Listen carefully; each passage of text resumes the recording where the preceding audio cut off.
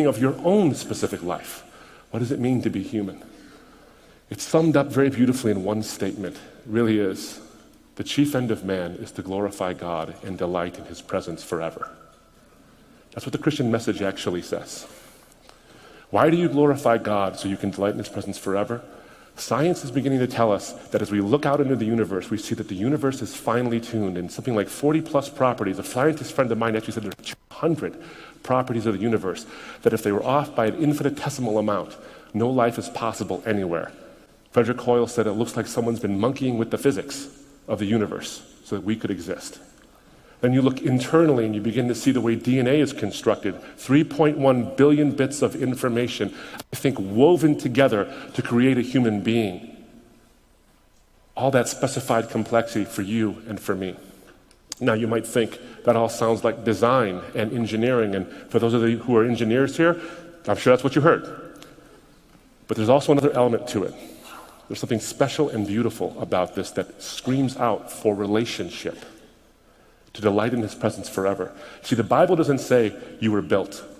It doesn't say you were designed. It doesn't say you were constructed. Psalm 139 says you were knit together in your mother's womb. I want you to think about that word knit for just a moment. What is the image that pops into your brain when I say knitting or knit? Everyone in this room has thought of a grandmother. You have. My magic trick for the day.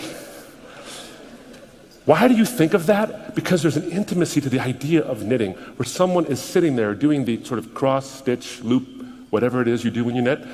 They were doing that for an intentionally relational purpose. See, I'm from around here, so I have a lot of sweaters.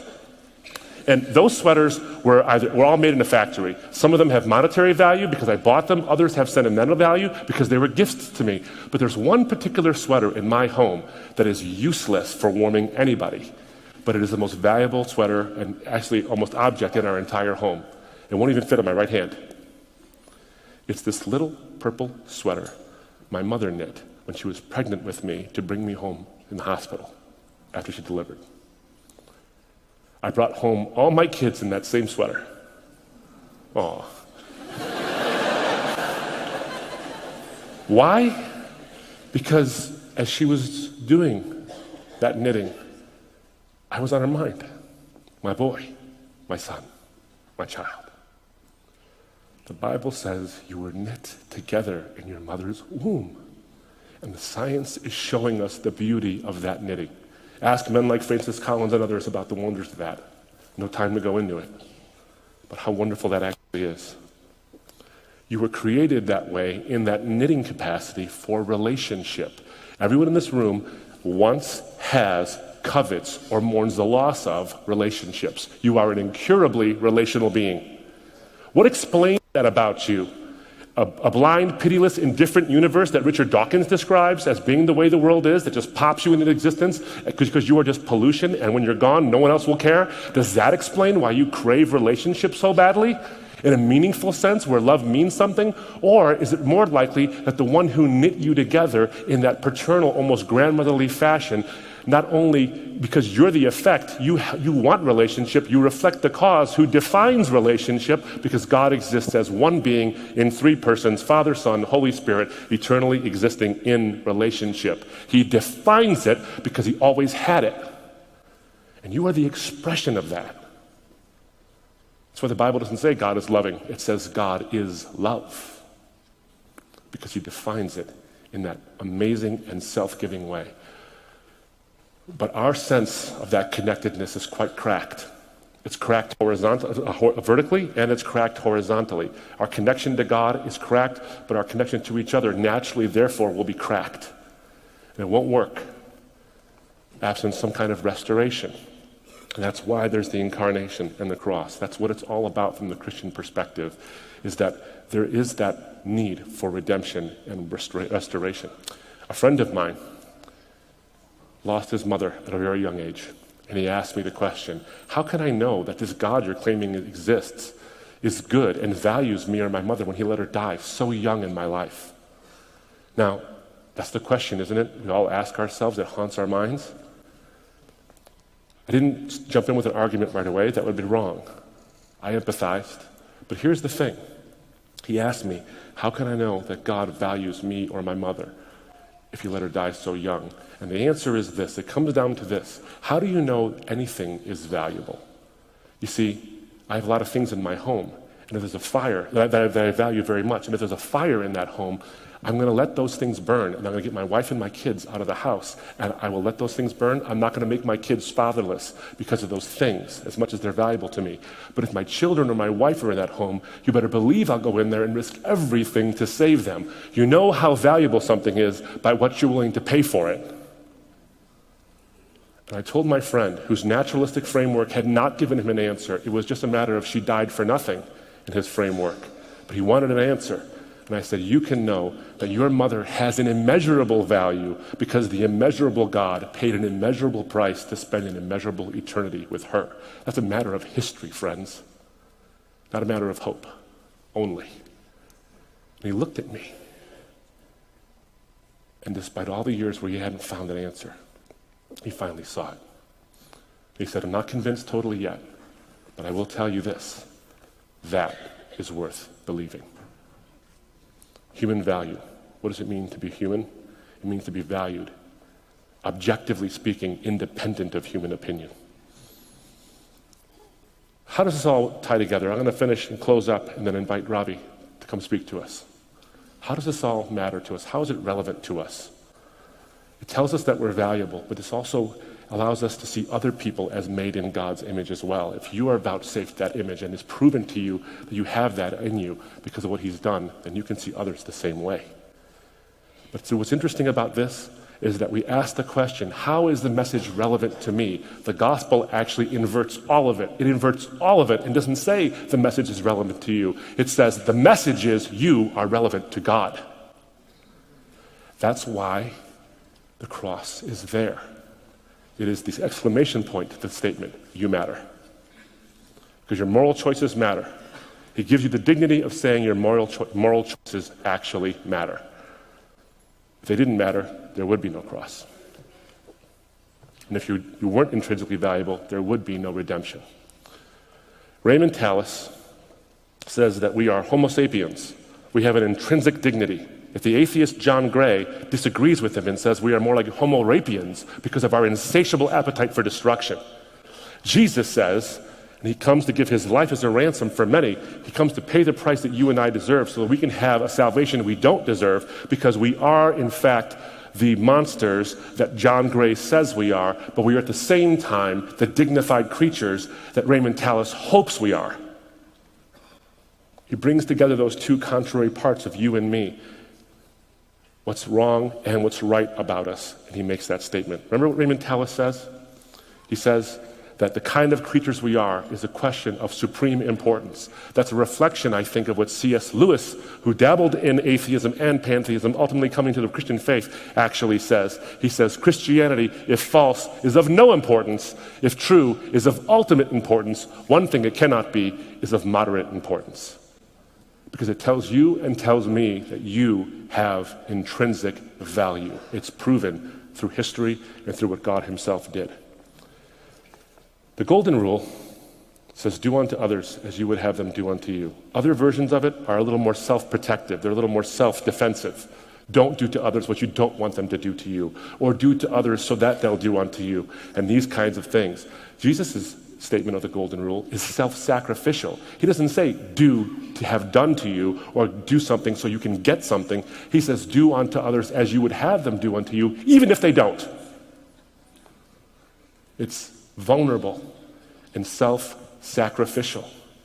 I want to leave you with that, because if we take in that message and live like someone else, regardless of their beliefs, regardless of their creeds, regardless of their backgrounds, regardless of their ethnicities, if we take in that message and live like that, then maybe our cracked idea of what it means to be human can ultimately be restored. Thank you guys very much. God bless you.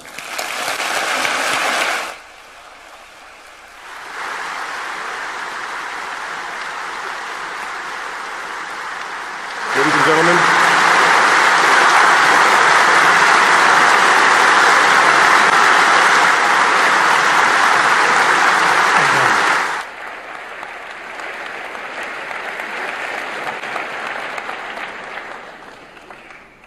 have to admit, it's hard to picture Abdu in a small purple sweater, isn't it? Here he is so many years later, but that's what time does, brings us to size. And I want to use that metaphor as I speak to you. Good evening to all of you. Thank you for being here, and wonderful to see a packed audience at every level. You'll have to forgive me if my voice sounds a little bit weak. It's never even at its best, even when it's at its best. But now I'm struggling with a little bit of congestion in my ears, the hazard of flying for 40 years and spending half of your life in the air. But if it sounds painful, it isn't. It'll clear up as I speak to you. I was reading a little quip to my colleagues as we were driving here. I have a friend in the United Arab Emirates, and somehow he thinks it is his responsibility to keep me humored in life. Every second or third day he sends me some funny story, at least ones that he thinks are funny. So he sent me one today that I was reading to my colleagues about this woman who'd gone on a vacation and left with her neighbor and left the cat and the neighbor's dog with her husband to take care of them. And while they went on the vacation, she said, "Now make sure you take good care of these two pets." So the second day she phoned her husband and said, "How's the cat doing?" He said, "Well, the cat died." She said, "What sort of a man are you? You know, why do you just get so blunt? Couldn't you today have said the cat was playing on the roof? And tomorrow saying, you know, it slipped and fell and broke its leg. Third day you can say, I've just taken it to the hospital. And fourth day you could say, didn't make it, it died. Why just come right out and tell me the cat died?" He said, "Okay." She said, "How's the neighbor's dog?" He said, "It's playing on the roof."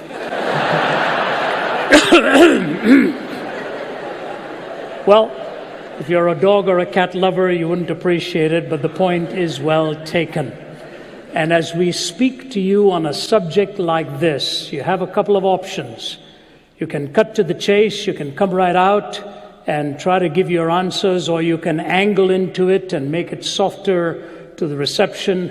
I'm going to cut a little bit to the chase because our time is limited, and then during the time of Q&A, you'll be having an opportunity to present your questions.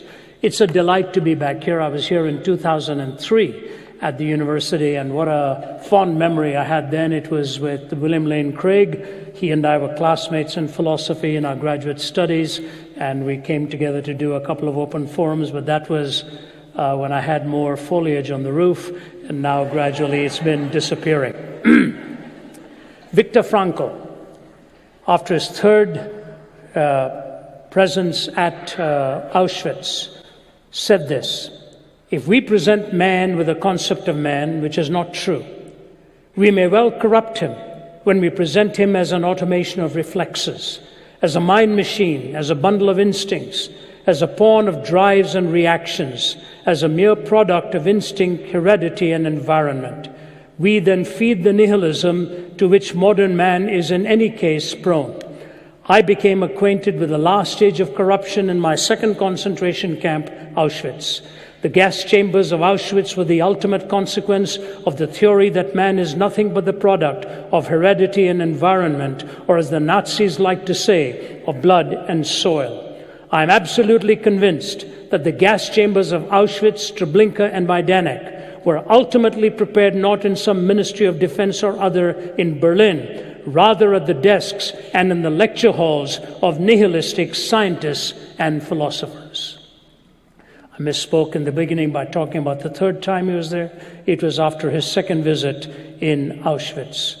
And I want to present to you tonight a talk on what it means to be human, and present to you what I think the biblical answer would be to that question.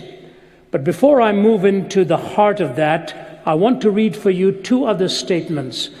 What an honor it is to be standing behind this lectern here where Dr. King himself had the honor of speaking once, and for me to have this privilege of giving you this talk. In 1964, when he received the Nobel Prize, one of the stanzas in his acceptance speech said this: "I accept this award today with an abiding faith in America and an audacious faith in the future of mankind. I refuse to accept despair as the final response to the ambiguities of history. I refuse to accept the idea that the isness of man's present nature makes him morally incapable of reaching up for the eternal oughtness that forever confronts him. I refuse to accept the idea that man is mere flotsam and jetsam in a river of life, unable to influence the unfolding events which surround him. I refuse to accept the view that mankind is so tragically bound to the starless midnight of racism and war that the bright daybreak of peace and brotherhood could never become a reality. I believe that unarmed truth and unconditional love will have the final word in reality. I refuse to believe that man is mere flotsam and jetsam in a river of life. I refuse to believe that we are so tragically bound to the starless midnight of racism and war that the bright daybreak of peace and brotherhood can never become a reality.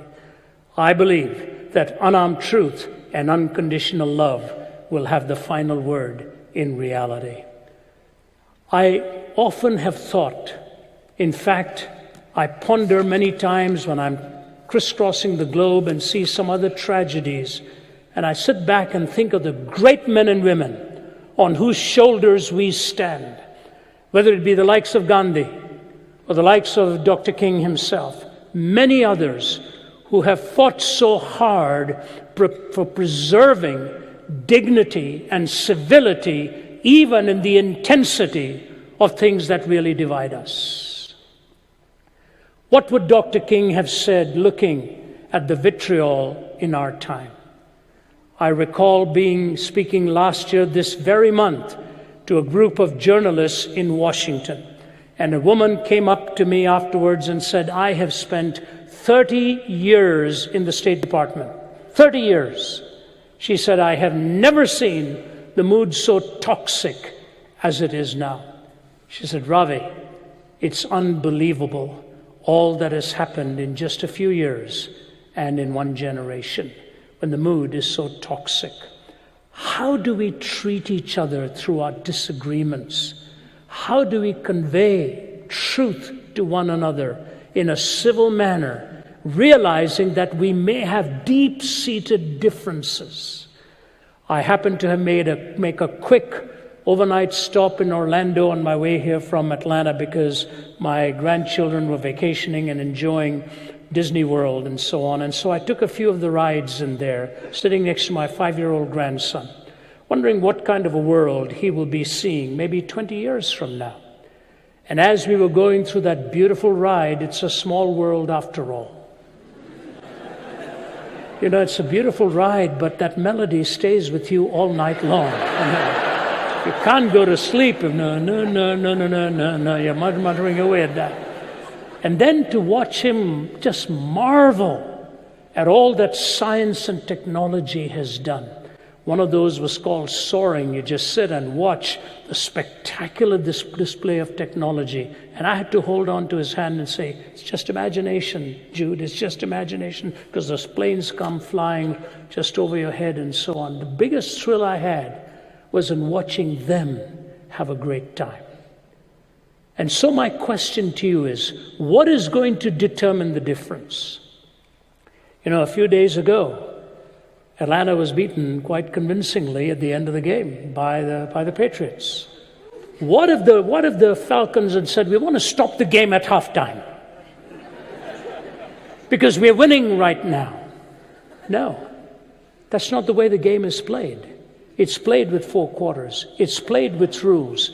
And what I fear now in America's history, we are trying to change the rules, and we face possibly a dire outcome if we don't live by the rules again. Laws were given for a reason, to give us boundaries of behavior. But the Christian message tells us something beyond laws when it talks about grace and truth. And so I want to present to you as quickly as I can what it is that the Christian worldview gives to you and to me about what it means to be human. 3,000 years ago, David said this, when I consider your heavens, the work of your fingers, the moon and the stars which you have set in place, What is man that you are mindful of him, or the Son of Man that you care for him? You've made him a little lower than heavenly beings, but you've crowned him with glory and honor.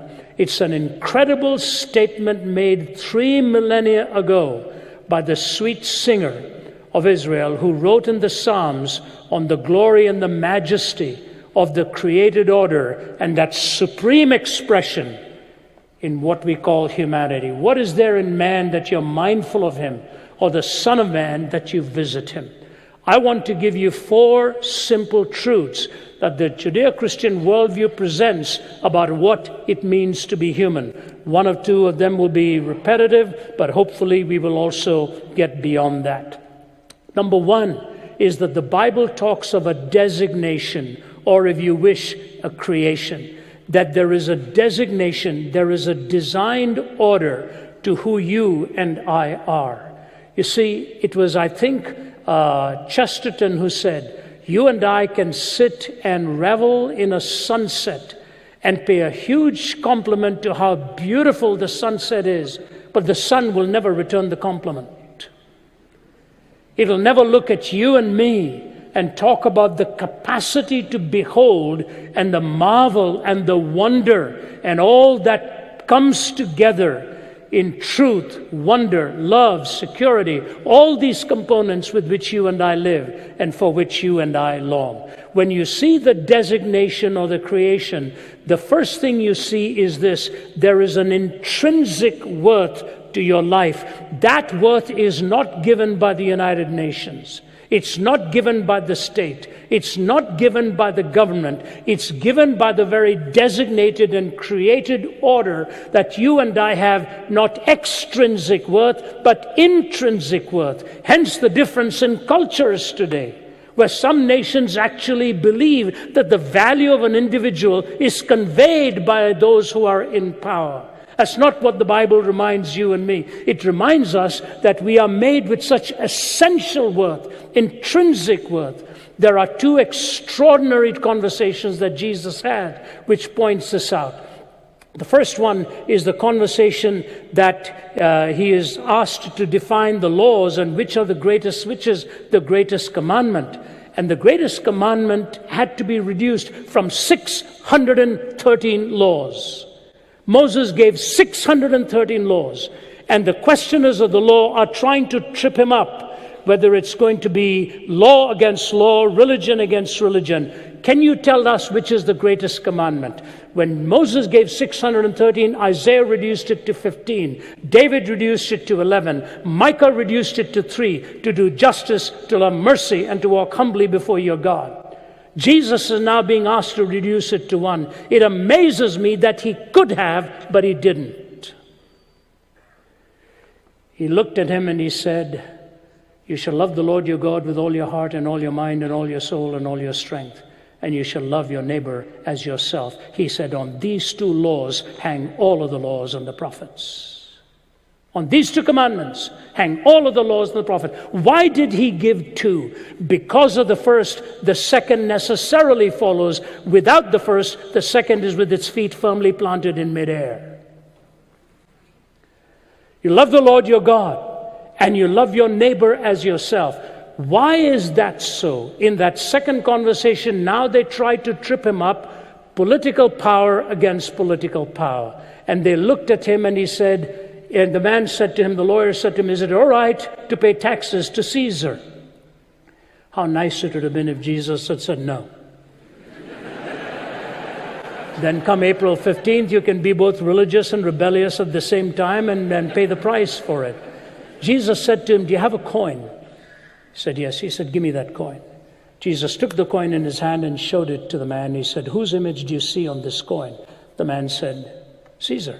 Jesus said, give to Caesar that which is Caesar's, and give to God that which is God's. The man should have had a comeback question and said, what belongs to God? Jesus would have said, whose image is on you?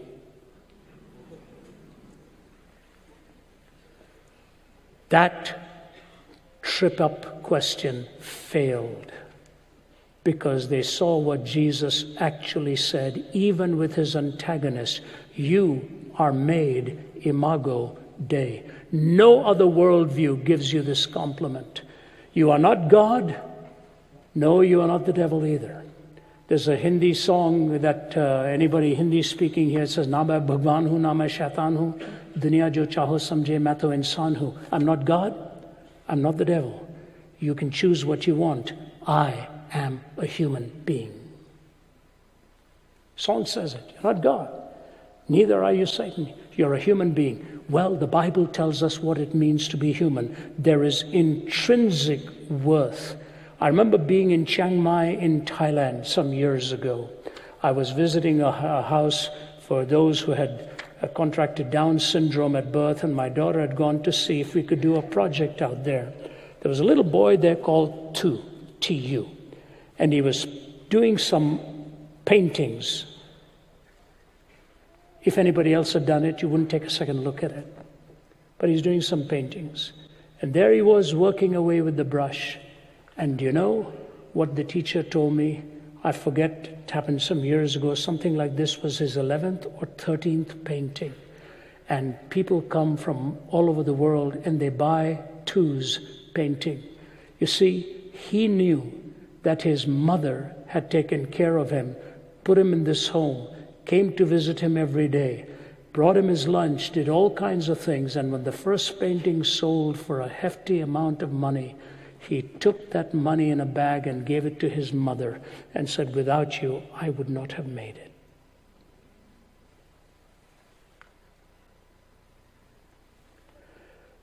I stood next to the boy and I said, "Will somebody please take a picture of me with this boy? He's a hero."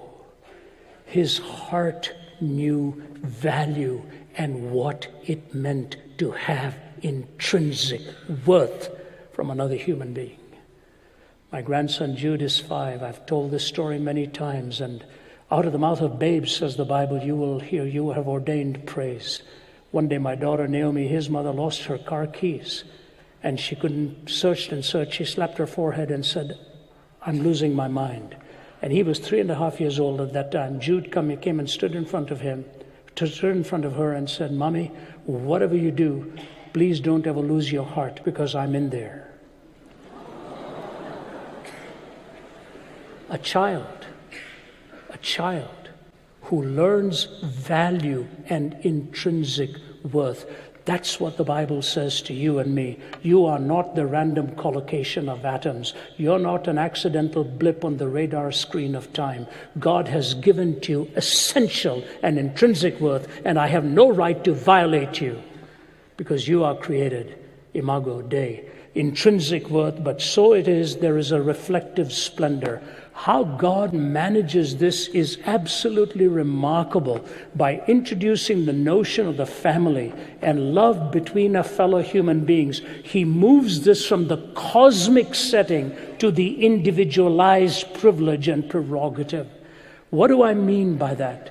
The fact of the matter is, while you and I share the image of God, you have a distinctive uniqueness where your relationships give you the privilege of a kind of love that they cannot give to everybody else. You are in a relationship with that privileged love. I remember some years ago, my son who went to Taylor University in Upland, Indiana, some years ago, there was a terrible accident on a Sunday night with students coming back from the weekend, and an 18-wheeler or something crossed the median and smashed into this van where many of the students were, and all of them were killed, I believe, except for one. And the parents were informed. They came and conducted the funeral and everything for each one of them, but the one girl that survived was a girl called Laura Van Ryn.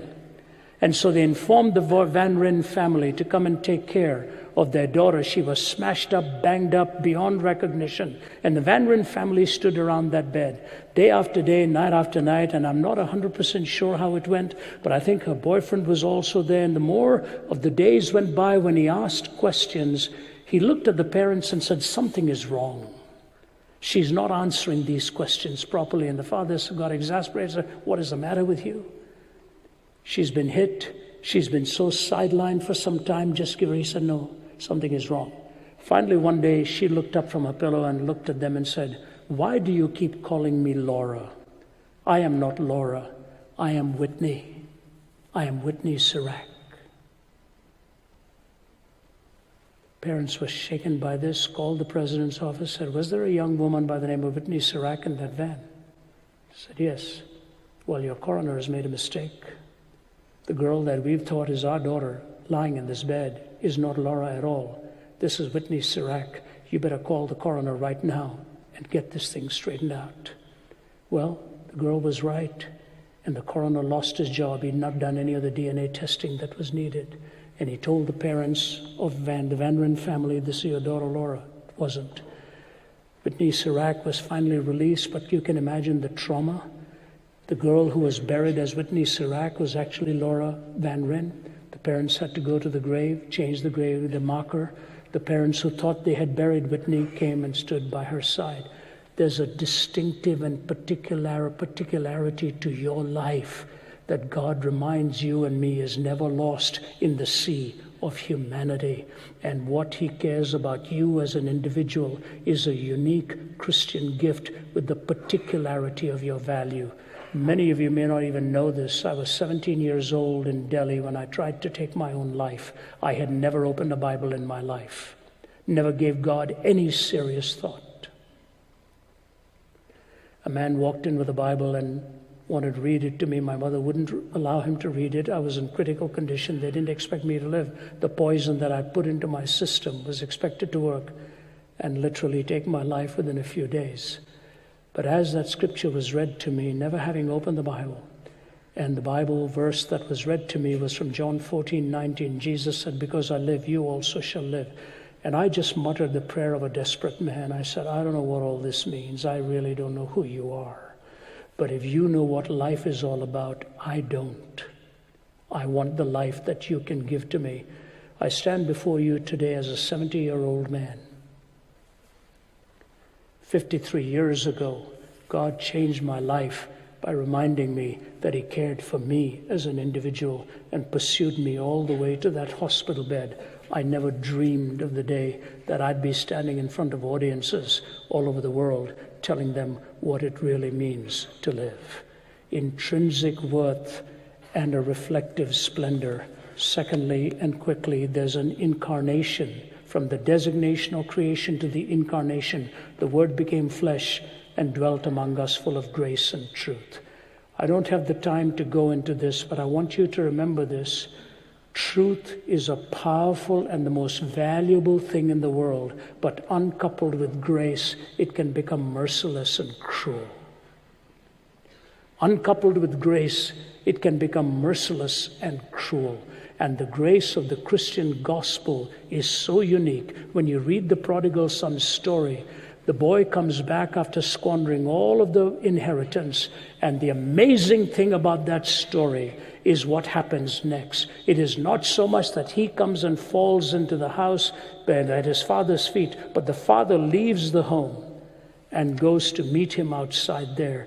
That was grace, mercy, kindness, and love.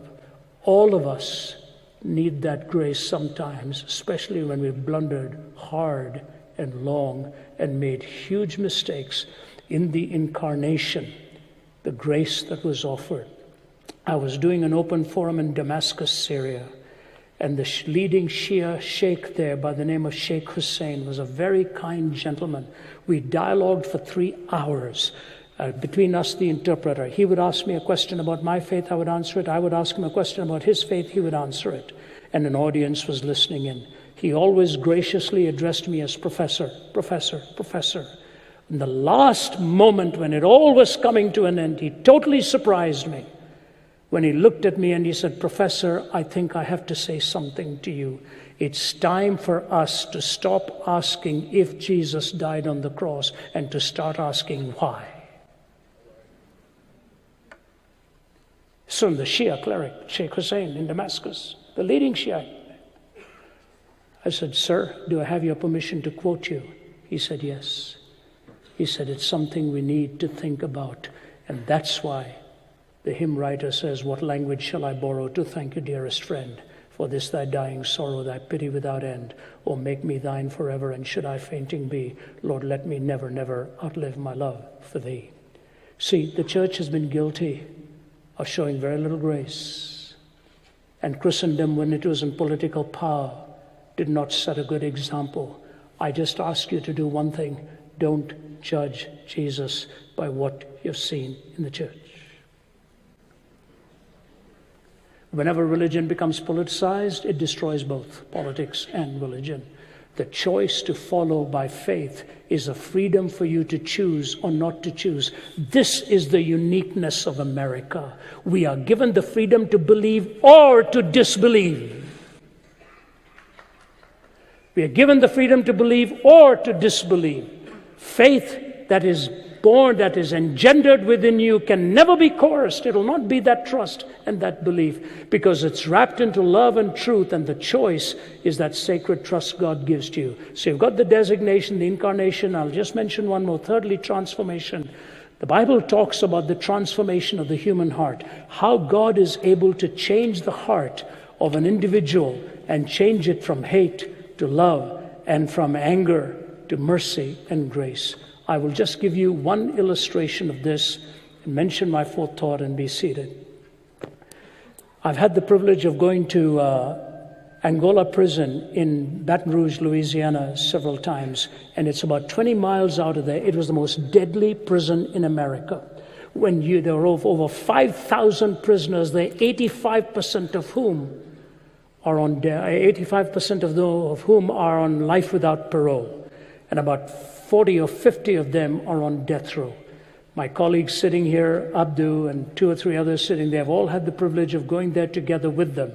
We've stood on the other side of the bars talking to people in death row. Abdu had the privilege, I had the privilege of speaking at their chapel and talking to them about Christ. The chaplain who came there some years ago with the girth of a southern sheriff, ample walk, walked in there and he said, I can change this prison. It was the bloodiest prison, as I said. When you checked in, they gave you a knife to defend yourself. When he became the warden, there was blood on the carpets, blood on the ceiling, blood on the walls. He said, allow me to do this my way, please. He put Bibles in every cell. He held chapel every day, opened a theological seminary in there for them to be able to get a degree, and began to work with them in ways that would give them the truth about Christ's love for them, and they were free to come to chapel if they wanted to or not. The place became packed. The first time I spoke there, I saw the prisoners leading in worship. It was amazing. None of them are allowed to leave those confines. At the end of it, one of the men who was leading in worship looked to me like a man in his 30s. I said to him, will you allow me to ask you a pretty blunt question? He said, sure. I said, are you here on life without parole? He said, yes, sir. I said, so you'll never get out of here? He said, no, sir. I said, you see the dogs out there? They'll follow you within minutes of you leaving out here. We are 20 miles away from the nearest road. I said, how does it feel? He said, Mr. Zacharias, I want to tell you something. If you knew what I did and why I am here, you would never ask me that question that way. Sir, for the first time in my life, I am free. Because out here, I found Jesus Christ who changed my heart. And I'm delighted to spend the rest of my life behind these prison bars because of the freedom that I now have inside me. He said, pray for my parents. They think they are free when they are really in chains. Amazing. The prisoners cooked for us. The prisoners gave us our meal. When we stood in line to get that, I looked at the guy next to me, the prisoner. I said, why don't you go first? He said, hey, man, I'm not going anywhere. You go and get it yourself. Some of them are doing their PhDs behind prison. One of them doing his dissertation on Augustine, another on Calvin, and they were talking in such incredible terms. God changes the heart and your hungers and your desires. And so we've got the designation, we've got the incarnation, we've got the transformation, and finally the consummation. The resurrection of the dead from the dead by Jesus Christ redefined everything about you and me and history. After the brutal Second World War, Billy Graham was in Germany and he was visiting Konrad Adenauer. And Dr. Graham says, Konrad Adenauer, looking out of the window at all of the desert destruction, turned back from the window and says, Mr. Graham, I have a question for you. You're preaching all over the world. More people have heard you than anybody else. Do you truly believe Jesus Christ rose again from the dead? Do you really believe that? Billy Graham said, "Sir, if I didn't, I would have no message to preach." Conrad Adenauer paused and said, "Mr. Graham, I want to tell you something. Outside of the resurrection of Jesus Christ, I have no other hope for mankind." Unarmed truth, unconditional love. Outside of the resurrection of Jesus, I have no other hope for mankind. The Judeo-Christian message has everything that you need for your life and for humanity's life. And God's given you the greatest privilege and the compliment. He will never force it upon you, but this is what he says, who you are and why he has made you in his image and sent his son to lay down his life for you. God bless you, and thank you for giving me a hearing.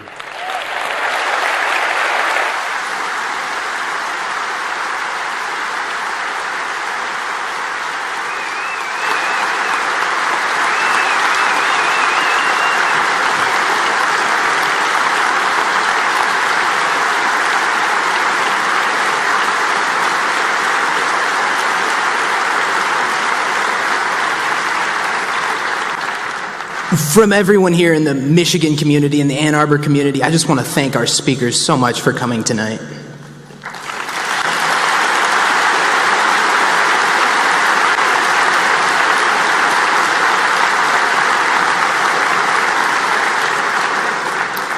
We are now ready to move into our question and answer time, so we've got 2 microphones set up on the floor. If you have a question, please come to whichever one is closest to you and line up. We would like to prioritize questions from students and skeptics if possible. When you come to the microphone, please make sure that you've got your question ready.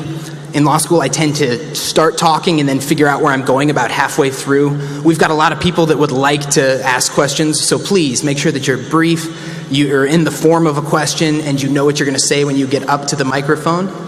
We've got staff up there to help you. Our speakers are happy to answer anything that's related to their talk tonight. So if we are ready for our first questions, no, they're still getting ready. So I'd just like to begin. If we're made in the image of God, is that different from being children of God? And if those two things are different, how is it different to be a child of God as opposed to being made in the image of God? Good question. Am I still wired for sound here? Can you hear me? Yeah. Being a child of God can be used in a very generic sense, where we're all God's creation in that sense, but it can also be used in the narrow sense of one. The Bible says in John 1:12, as many as received him, to them he gave power to become the children of God, to those who are called according to his purpose. So there's that relational use of that, and there's also the generic in the offspring. But the Imago Dei is generally by theologians given 2 facets to it. One is the privilege of self-determination, that freedom that God gives to you and me. We don't put a polar bear in jail for slaughtering another polar bear because they are deterministic. They worked with their instincts of survival and so on. But with human beings, we give them the privilege of choice, and we do not want that privilege for the destruction of another human being. But so intrinsically woven into the freedom of choice, of self-determination, is moral reasoning. That moral reasoning, whether we call it conscience, whether we call it intuition, whether we call it common law, we have always had that bent towards a moral reasoning of right and wrong, good and evil. So in the image of God, the confluence of self-determination and freedom and moral reasoning is generally, historically, been given as the 2 facets to what it means to be created in God's image. And if you look at the history of thought and philosophy, this, by the way, is what sets the American experiment very uniquely in contradistinction to the European scene. Gertrude Himmelfarb from Columbia University, in her book Roads to Modernity, points this out in an amazing way. She said even right now, I was in France 2 or 3 weeks ago, if you study the French philosophers and you go back to the writings of Voltaire and the overthrow of the monarchy and all that took place, to the French philosophers, secularism and this worldliness, naturalism was the underlying worldview. It was reasoning, reason supreme. All the people like Descartes and all really church people, and even Immanuel Kant for that matter. But reasoning was placed on the highest rung of the ladder for them. For the United Kingdom and America, in their enlightenment, it wasn't reasoning, says Gertrude Himmelfarb. It was moral reasoning on which everything else was based. And hence the very histories that followed for the two nations. For the Europe, reason was supreme. For the American scene and the British scene, it was moral reasoning that had the foundation on which everything else stood. And that's why in the early days when French thinkers were coming here and they left America and went back, they would make this comment that there are people of faith, there are people who believe in God. There's the moral reasoning that weighs in on everything for their decision making. This is what actually made the American experiment quite unique and quite distinctive in the Enlightenment over against what happened in France during their overthrow of both the church and the monarchy and so on. Liberty, equality, fraternity. It's fascinating what they are debating right now as about they face their elections. Again, it's boiled down to, is it going to be secular reasoning? Is it going to be moral reasoning? Which direction are we going to take? So the Imago Dei, moral reasoning and self-determination are the two ideas that generally are considered as components in the image of God.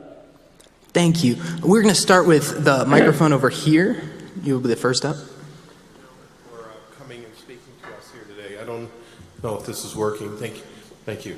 The question I have is really in today's world, when discussing with people who are either agnostic, atheistic, they make arguments that their morality is durable. And yet, when you start to deconstruct that, they have a huge block. Can you help with the argument of where moral durability comes from? Because it certainly isn't around us as we watch what happens in the world. Go at it first. Great question. If I understand the word durability, what it means essentially is there's a foundation for it that's beyond mere human opinion, right? Right, exactly. Okay, when you look at the great thinkers of the past centuries, when you look at Protagoras, for example, Protagoras is famous for making the statement, man is the measure of all things. If that's true, and I would assert that if there is no higher order being, if there's no transcendent being, then Protagoras is not right. That all there is, at least from our experience, lest some aliens come down with a higher moral reasoning than we do, that we are the measure of all things.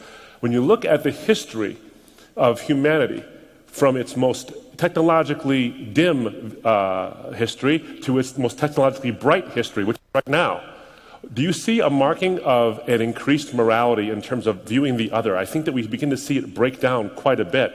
We've never been more educated than we are now, and as I said in my remarks, I think we've actually discovered ways to do two things: either annihilate people from the other side with actual weapons, or do it verbally with social media. And we've actually decreased our worldview. David Bentley Hart actually points this out in his book, The Experience of God, that we fail to see the spiritual world around us as the transcendent foundation of morality, because with our technology, we have not increased our view of the world. We've limited it to 4.3 inches. No, we don't see everything around us. Now, I would say this, that if human beings are the measure of what morality actually is, then it does depend upon human opinion. Now, you look at someone like Sam Harris, for example, who wrote in his book, The Moral Landscape, where he tries to say that we can scientifically measure certain behaviors and actions that show the peaks of moral action, because that's conducive to the greatest flourishing of human beings, and that which is bad for us on the valleys of human behavior, that is what's bad for human beings. So what's good for human beings is moral, what's bad for human beings is immoral, and that's how you determine it, through science. The question you have to ask yourself is, why is human flourishing good in the first place? Because we think so?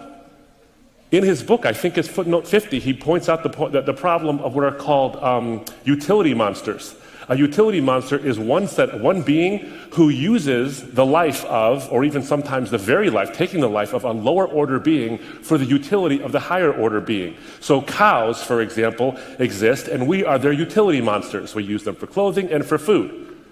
Now, on this reasoning, if we are higher order beings, then if cows suddenly, somehow, who knows, realize in the bovine mind that their plight is not so great, they would be immoral to rebel against us. And that simply can't be the way. It is. Because you've smuggled in something. When you've said that which is conducive to human flourishing is good, you've already smuggled in the idea of transcendent goodness. Who says? You, the H1N1 virus, begs to differ. In that sense. So what I would say is this, is that moral values, if we recognize something moral beyond mere speciesism, beyond mere survival characteristics, then we understand something. Justice is a personal quality. Kindness is a personal quality. Goodness is a personal quality. What that means is that they have to have their grounding in personhood. And if that's the case, and they're transcendent, and many skeptics and atheists actually will say, yes, I'm a moral realist. I believe in objective moral values, that they exist independent of human opinion. But moral values are rooted in persons. So if you believe in a transcendent morality, and moral values are based in persons, then you must, I think, end up believing in a transcendent person in which they find their root. And what does that sound like? That sounds like God.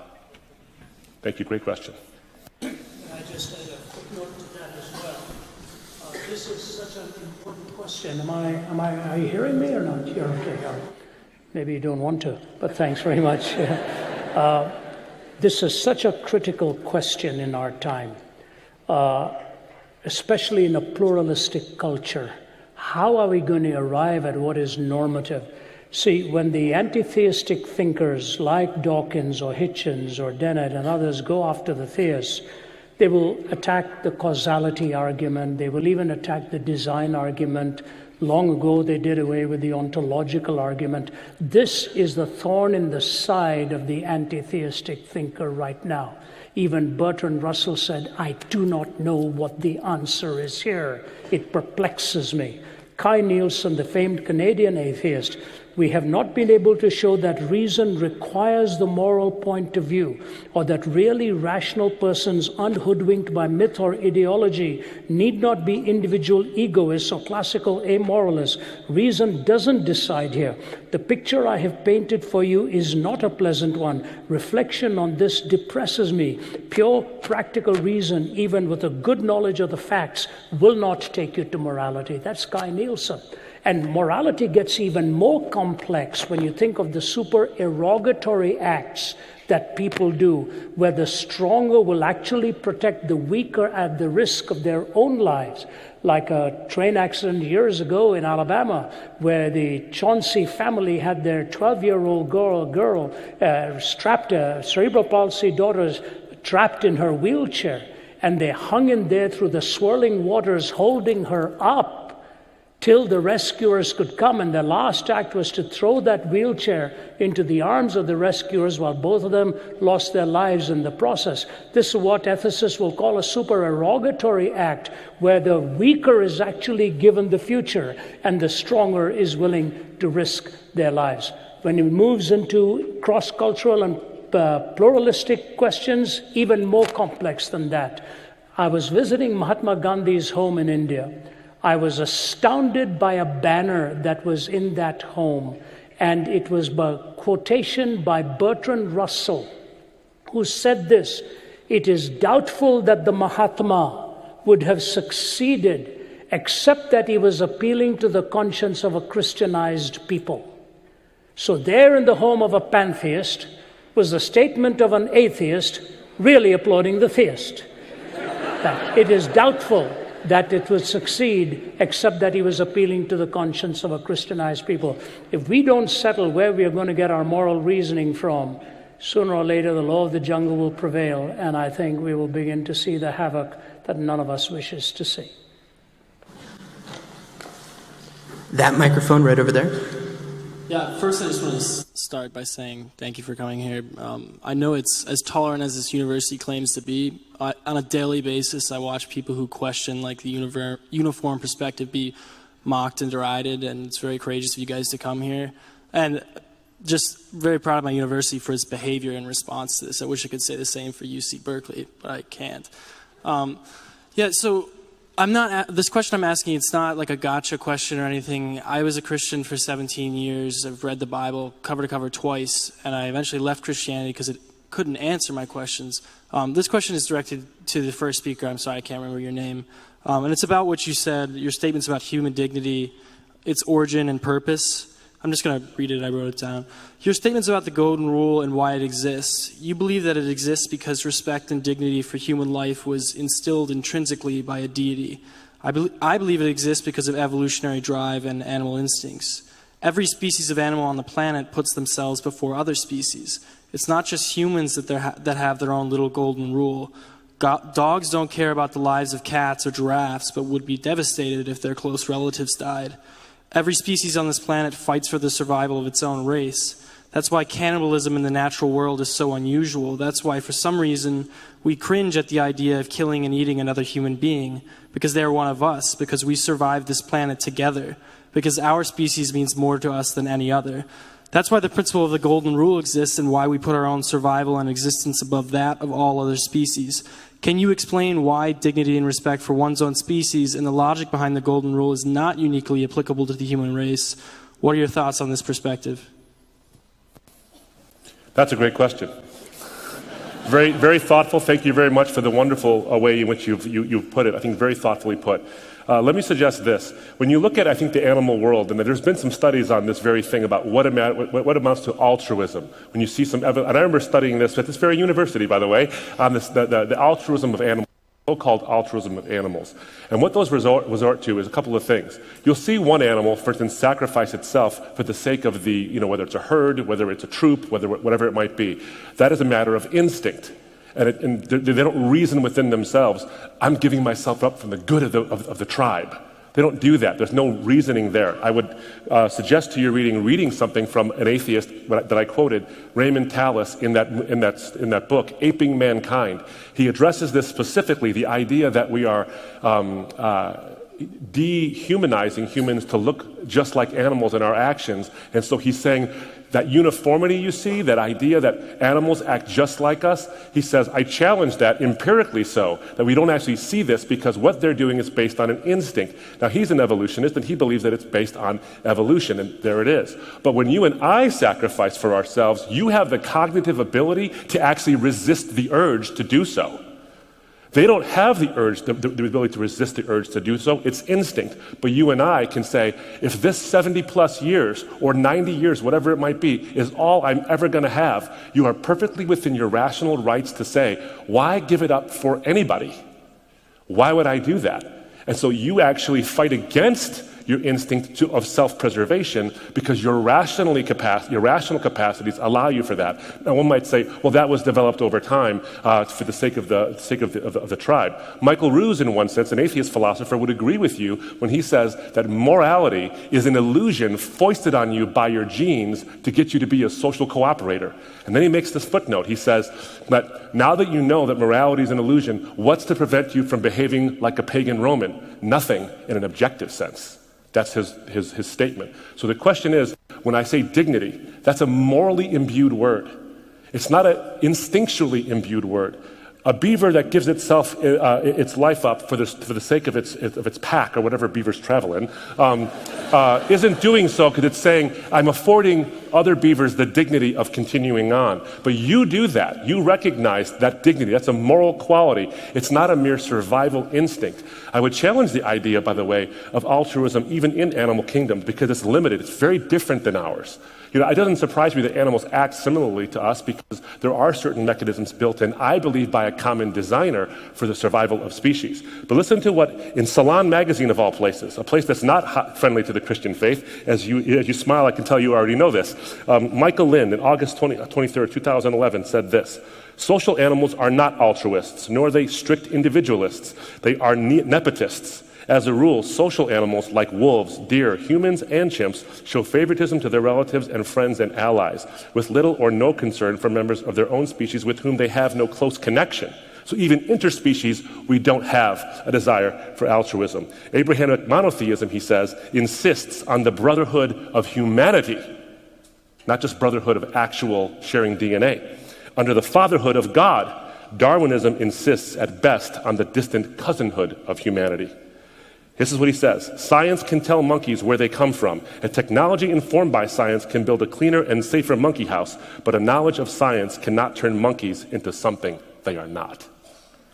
This is not a Christian speaking on this. So what I would say to you is that if you want to ascribe these things to an evolutionary paradigm, one, I think it's ad hoc. I think there's actually just one of these things. I explain everything through the evolutionary process because, well, it did it. So it's almost a circular reasoning. It must be evolutionary because evolutionary is how it got here. How did it get here? Because it's evolutionary.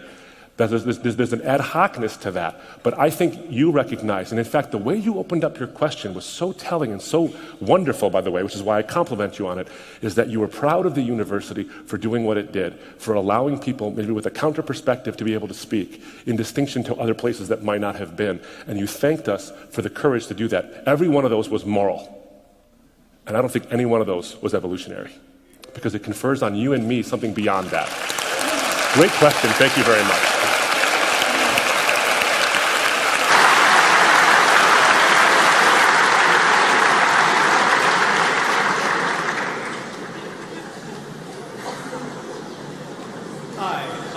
I'm Alex Procy, and I'm an atheist and the president of the Secular Student Alliance on campus. And I just wanted to open by saying thank you so much for coming and speaking with everyone here. It was really inspiring to hear all the stories and all your points, and you really did inspire a lot of people, so thank you for that. Going to my question, though, my question is derived from 2 points that both of you pushed throughout both of your speeches. Those points being that we are intrinsic and that only God can provide this, and that the idea that we are just made of atoms or meant to just populate the earth is kind of silly, that being like a secular humanist kind of view. So my primary question is, why can't we have both of these perspectives be correct at the same time? Because they don't seem mutually exclusive to me. For example, if you take an outlook from nature, from just in general, we may look like a pollutant. You know, you go to the rainforest where humans are cutting down the trees and killing animals and destroying things, and we just look like a pollutant on the earth, or maybe even from some greater being looking down, we could look like simply a pollutant or a bacteria infecting our planet.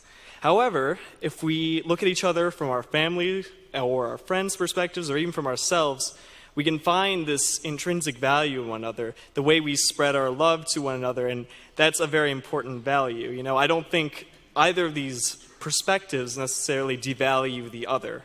You know, it just depends from where you look. So my question is, why can't we have both? And a little further from that, I was wondering why you tended to kind of put down a secular kind of point of view throughout the talk.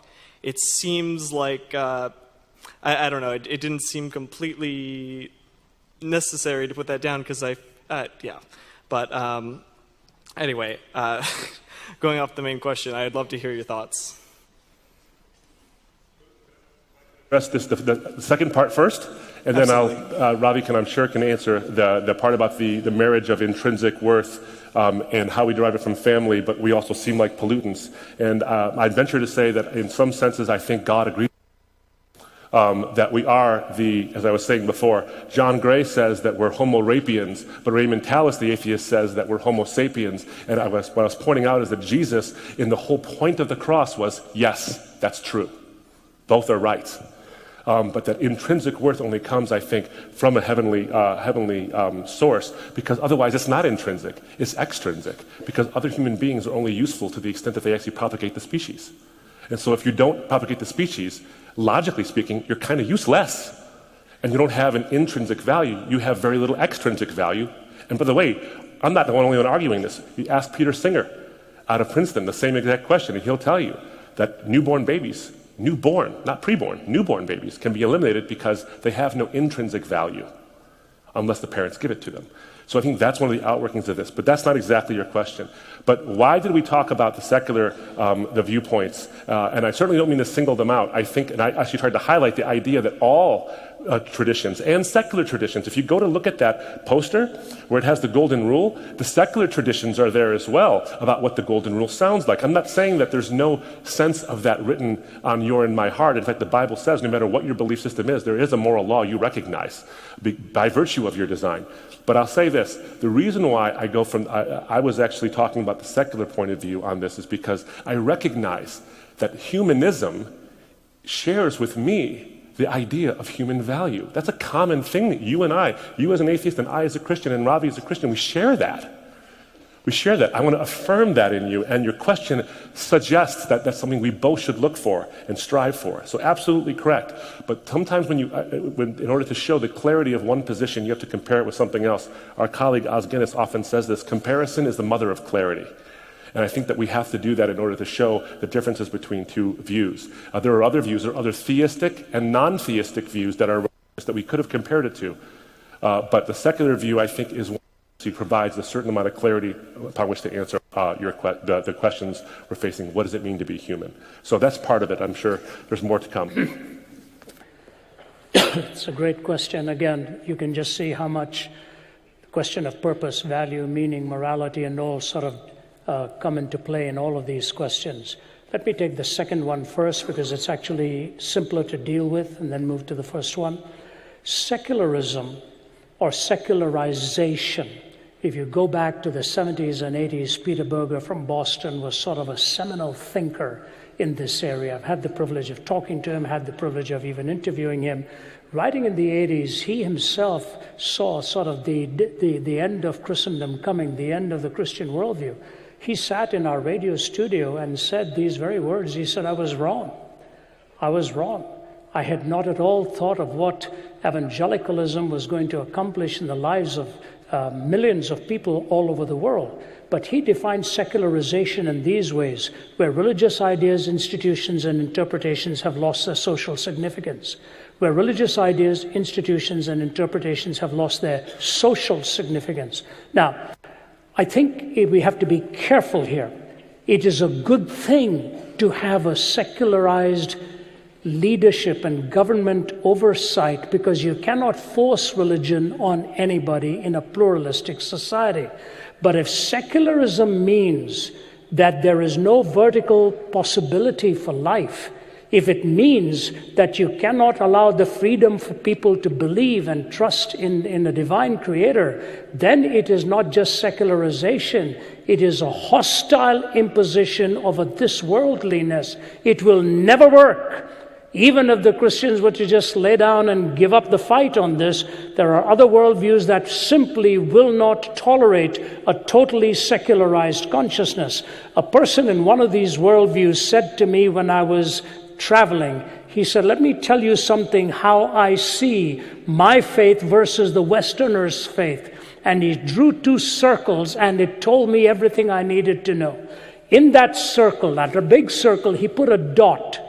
In the other circle, he also put a dot. He said, the left circle is the Westerner's faith, the right circle is my faith. When I look at that big circle and a dot, he said, for the Westerner, the dot is their faith, the circle is their life. And they're willing to give up the dot to keep the circle.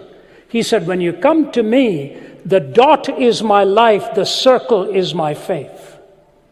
He said, it encompasses everything that I do, and nobody will ever be able to knock it out of me. So if you were to ask the same question in some countries of the world, you'd be very fortunate if you didn't get silenced in some way. Because we live in a pluralistic society where we give the privilege in a secularized consciousness that there may be a transcendent worldview and a vertical worldview. So I just say to you, seculum from the Latin means this worldly. And if we interpret everything from a this worldly perspective and do not give the possibility of the vertical, we will end up with exactly where we have ended up. Right and left, no up and down. And you've got all this shouting and vilifying going on because the only thing we've got to argue for is right. Nietzsche, the atheist, said, is there any up or down left? What sacred games will we need to invent? Who gave us the sponge to wipe away the horizon? Are we not perpetually falling? Will not lanterns have to be lit in the morning hours? That was an atheist saying. How are we going to light our way into the future? So secularism, and I think it is Anthony Kronman, who from Yale has written this book right now on how secularism was failed by the university. The university didn't do justice to it. I've responded to him in my book, Jesus Among Secular Gods. Several pages. Why it failed was because it really did not have the coherence, not because it wasn't taught. And that's why Anthony Flew, the philosopher Jean-Paul Sartre, Albert Camus, all of them ended up in the latter part of their lives saying, this naturalistic framework has been incoherent for us. Now, in terms of the difference between a quantity versus an entity, there's a world of a difference. There's a world of a difference. We are not just quantities. We are not just quantities that have come into being by some kind of atomic coming together. We are given the credit of a will, and you use the word love in your question, which cannot legitimately be used in a quantified universe. It is a metaphysical proposition, and dare I suggest to you, a spiritual proposition. And C.S. Lewis, in his book on four loves, talks about the four loves we experience: agape love, phileo, which is brotherly love, storge, which is protective love, and eros, which is romantic love. And he clearly points out that the latter three will have no base on which to stand if you do not have love itself defined from a vertical perspective. So the very question of love becomes ultimately undefinable in a secular horizontal axis. So my suggestion to you is a great question, and when you answer that from the Judeo-Christian worldview, the answers are very coherent. Answered from the secular worldview, it fails to even justify the question. Thank you.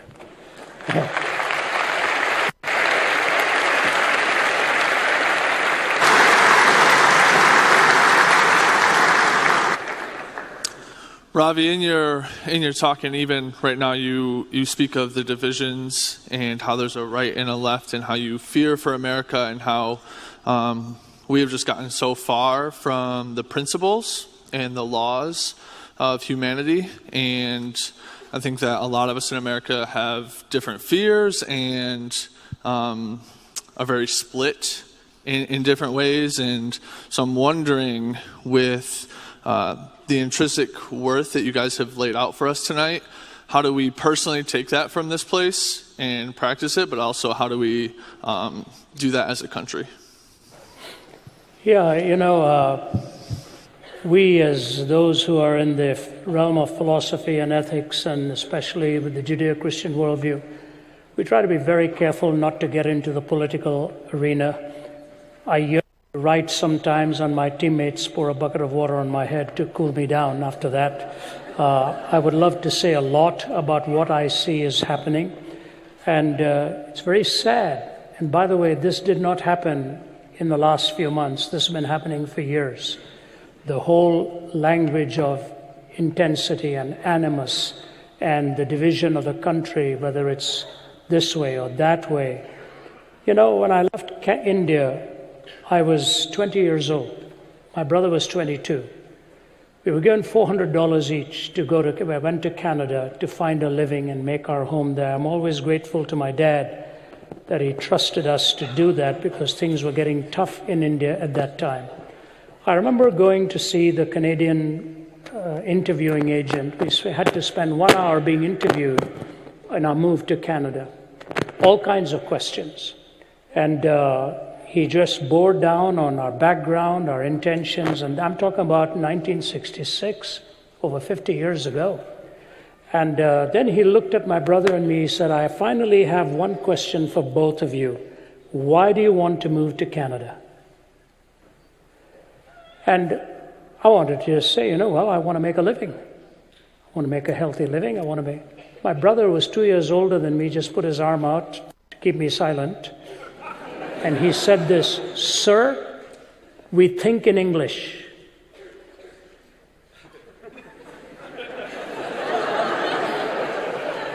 He didn't speak Hindi at all. I'm very fluent in Hindi. All of my friends spoke Hindi, so I don't know where this was coming from. We think in English. But the man caught on. He said, tell me more.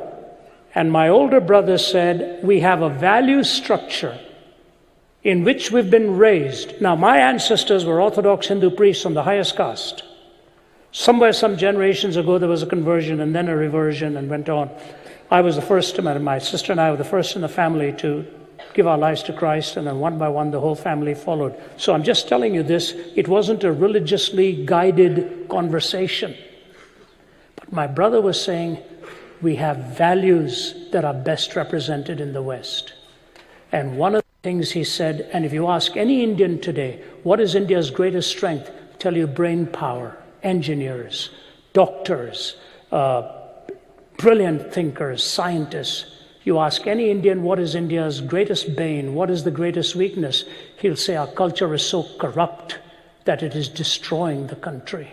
And this last Prime Minister ran on the entire platform of removing corruption. So my brother's point was this: I want to go to a land, I want to go to a country, not that's perfect, but not where such open corruption is not tolerated, that corruption is dealt with. 50 years later now, you begin to wonder, is it now a level playing field? Are we as corrupt all over the globe and as power corrupted and power corrupting? Absolutely. I don't know. But in this worldview, there are checks and balances that are able to catch the corruption a little more easily. And the values my brother was talking about was hard work, dignity of labor, freedom to express, freedom to succeed and raise your family and build your own future. What has happened to us now? If we cannot even talk to each other in a civil way, and I'm talking on both sides of the aisle, and by the way, I speak to both sides of the aisle. If we cannot even talk to each other in a civil way, we are sending a horrible example to our young to say that unless you think like me, I'm going to be intolerant of you. We can't live that way. We can't live that way. Let me make two comments. First, I want to thank the university authorities. Whoever you are, ladies and gentlemen, thank you for giving us the privilege of speaking at an auditorium like this. The fact that you would open up a hall and make it possible for us to address these issues, that's what universities are all about, bringing unity in diversity. So thank you. Years ago, I spoke at the United Nations Christmas dinner. It was the first time I was speaking at that level of an audience. I was terrified. I was sitting at a table, and I tried to make conversation with one of the UN ambassadors. So just to make conversation, I said to him, what is the greatest strength of the UN? He looked at me, he said, that we are talking to each other rather than not talking to each other. I said, wow, that's pretty good. I said, so that begs the next question. What is the greatest weakness? He said, we don't speak the same language. I said, you have interpreters, right? He said, no, I'm not talking about that. He said, you see that man 5 tables away? The only reason we both agreed to come is if we didn't sit at the same table. We made a precondition that he sits at a different table to me. He says, you know why? Because when I talk peace, I mean get rid of the guns. When he talks peace, it means with his guns aimed in my direction. So we don't mean the same thing when we use the same language. You know, it's sad when the weapons of destruction are piling up and we don't even know what the other person means. America has a vital role to play in the world, very vital role. One Russian said to me in Moscow, and with this I'll close, I was there last June, I think. He asked if he could have breakfast with me. The place was packed. And he said to me, once upon a time, if you had come here, the only Bible was in the Kremlin. He said, now there's thousands of Bibles in the audience that you're speaking to them. But he said this. He said, Mr. Zacharias, I have to be honest with you. And he leaned forward in a whisper. He said, my only hope for the future of the world was America. It's a Russian. He said, I've lost that hope. They don't think rightly there anymore.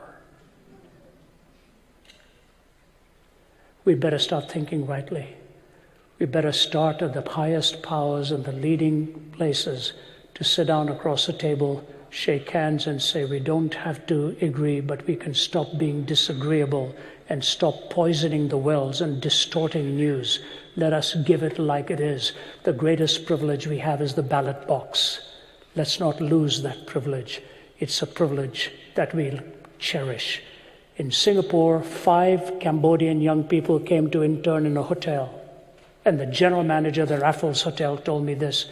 When they were leaving, she sat them down to share what was the most exciting experience coming from Cambodia to Singapore. She said she thought she was going to think of the transit, the trains, all of the highways and the skyscrapers, the number one answer was a 3 p.m. ice cream break. We take so much for granted in this country. God's given us a country with plenty of ice cream and plenty of breaks and plenty of wonderful things. Let's not destroy what God has put into us, and it begins with civil discourse, not with uncivil attacks. That's what I say.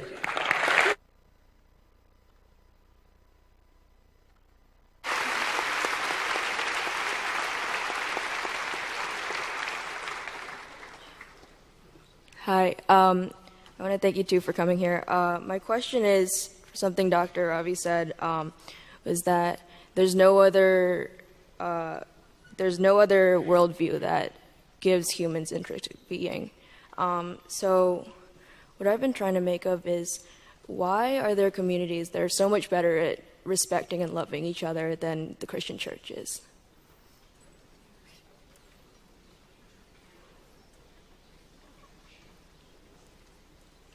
Well, that was directed towards Dr. Zacharias, but let me just come from an outsider's perspective. I wasn't growing up in the church. And so there's a level to which I kind of see things from an outsider perspective. It's been 16 years, but still, the fact of the matter is I still see some outsider stuff that happens. Let me suggest this to you, if I could, with all candor and all honesty towards other systems as well. 2 things. The first thing is this. I've seen other places, whether places of worship or communities of worship or non-worship. Everybody acts the same way. This is not a thing that's only the church. The reason why the question actually pertains is because the church is called to a higher standard based on the one it follows, who treated everybody, even dissidents and even those within the ranks who were always failing, with dignity and respect. And so we see that oftentimes, yes, disagreements happen, but the church's example is Jesus himself and, of course, his apostles, who sometimes saw the disagreements that were happening, but they treated it with discourse and trying to bring people back into, with a beautiful speech, with some kind of a way to convince people of what was true and beautiful and lovely. That's why the Apostle Paul says, whatever is lovely, beautiful, honorable, all these things, honest and true, think on these things. Don't think of the other person in a way that is less, because love hopes all things, believes all things, is patient, is kind, and all these things. That's the embodiment of the Christian ideal, because we follow the one who is the embodiment of love, who is Christ, who does all those things for us. So that's why I think the contrast seems to be the way it is. The church seems to look a little bit worse than the rest of the world, and in some places that's true. We do that. One of the things that happens oftentimes, and this is a reality, one of our colleagues, Sam Albury, who's dealt with some very, very serious issues in his own life, has seen the way the church has reacted. Other colleague friends of ours who've had sexual struggles, who have had other struggles in their lives, not just our colleagues who have come from a different background, but all over the world we see it. Sometimes they don't tell the people in the church because they're worried that's where they'll get hit the most. And that's just the reality, I think, of how people can get judgmental and self-righteous. But I'll tell you this, coming from an outsider's perspective, I've seen the other side of it, and I've seen that it's not so different after all. Because here's a truism that the church teaches. People are sinful. And we'll all act that way.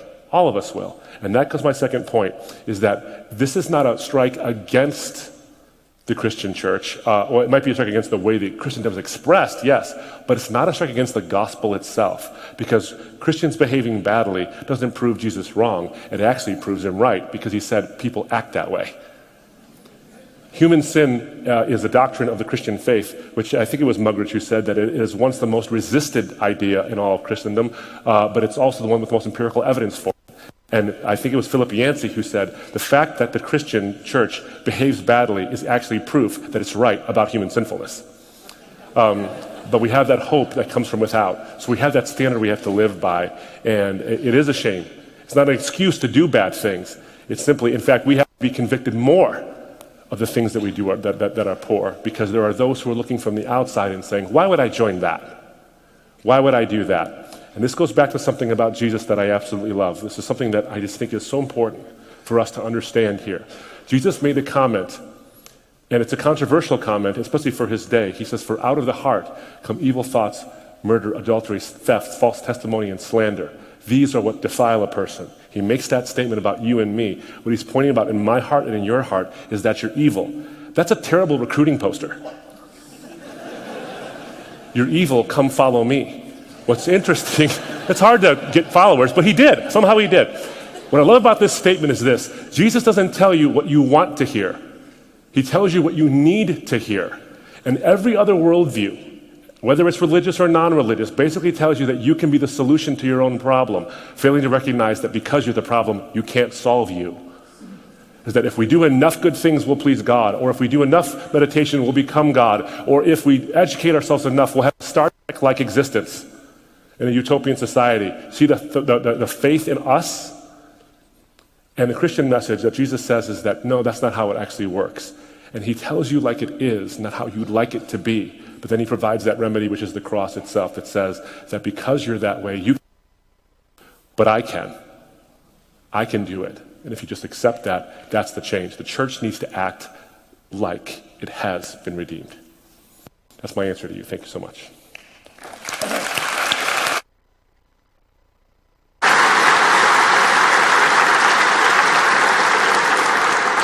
This next question is going to be our last for Ravi and Abdu, but if you've still got questions when we're done, please come on up to the front. We will have people here that would be more than happy to hear anything that you have to say. Oh, thank you. Good evening, gentlemen. Thank you for coming. It's an honor. I just have a brief preface for you. In my history class, we are going over what is a human. From a scientific perspective, we are trying to construct a threshold for what atomically makes a human. From an intellectual level, would you say morality, thinking, and the ability to believe are what makes a human? Or do other words such as faith, devotion, and emotion need to be considered also or instead? I'll go first and let Abdu close and even give a closing statement after that. The very Latin word from which we get individual is that we cannot be divided up, cannot be carved up. We are indivisible. And so we are really a composite. We can't say we're just emotion or just intellect or just will or just psychological disposition. God views us as whole beings. That's why we are not quantities. You see, a half a slice of bread and half a slice of bread may make one slice of bread, but half a baby and half a baby don't make one baby. Solomon proved that at the city gate right from the beginning. You cannot carve up a person. And if you only view this from history, you will end up viewing man phenomenologically by the phenomenon that we call humanity. And if you view us phenomenologically, you will run into a wall because the phenomena are actually different in different cultures. They are so different not only in different cultures, but even in different households. You watch the way, if I'd grown up observing just my father and my mother for the first 20 years of my life, I would have just thought men are cruel, bullies, insulting, bad-tempered and all of that, and women show how they are iconic in their love and mercy and kindness. That's in that microcosm, I would have come to extreme solutions. But then I watched as years went by and watched how we all have that bent towards our choices. And when my father died, he was only in his 60s. My mother died when she was in her 50s. And I remember my dad standing by my mother's coffin, really, weeping and begging for forgiveness for the way he had treated her in all those years. And I had to put my arm around my dad at that time. But about before my dad passed on, I saw a change in his life that was so dramatic, so incredible. And I dare suggest to you it happened when he met Christ in his own life. He died at the age of 67 and asked me if I was living in Niagara Falls, Ontario at that time. He was in Toronto. Asked me to drive to pick him up. He had to go to the hospital. Why do we Easterners use anecdotes? We use anecdotes because we see so much we can infer from the anecdotal experience. So rather than calling my brothers and sisters, he called me. And he said, I want you to take me. I said, Dad, I'm 75 miles away. My older brother is 10 minutes away. I'll come. But why don't you have him take you? He said, no, I want you. So I got on to that Queenie and drove for 90 minutes. I picked him up. I wasn't prepared for what I was going to hear. And he told me of all of the years of anger, bullying, and the nastiness that he showed towards me, and begged for forgiveness as he was taken to. He never came back after that surgery. That was my last conversation with my father. If I took that microcosm of my household, what conclusions would I have drawn if I'd drawn it at age 17, at age 20, at age 30? And so when you take the paradigm and move it across humanity, you can't just go with phenomena. You have to go with essence. And it is essence that defines existence, not the other way around. The entire existential experiment was that existence precedes essence. And both Sartre and Camus, in effect, said it couldn't actually be. When Sartre was railing against the Vietnam War, he realized he was invoking a moral law that he himself had said was only existentially chosen. So I say to you that when you're studying humanity, you have to take all of the disciplines into play. And I put it this way. Number one, you search for truth. Number two, correspondence and coherence theories of truth. Number three, logical consistency, empirical adequacy, experiential relevance. Number four, the four questions of life: origin, meaning, morality, and destiny. Truth, correspondence, coherence, logical consistency, empirical adequacy, experiential relevance, the four questions of origin, meaning, morality, and destiny. Now you go to the five disciplines of God, knowledge, reality, anthropology, and ethics. You put the five disciplines together, that's what you must bring to bear to determine what it means to be human, not just carve the human being up into one faculty. God, knowledge, reality, epistemology, ethics. That's why you come to universities. It is to find unity in diversity. You can't take a single subject to explain all there is of humanity. And I think the Christian worldview brings those five disciplines together. And that's a bit of a heavy dose at night, but have a good sleep. It's a small world after all. God bless you.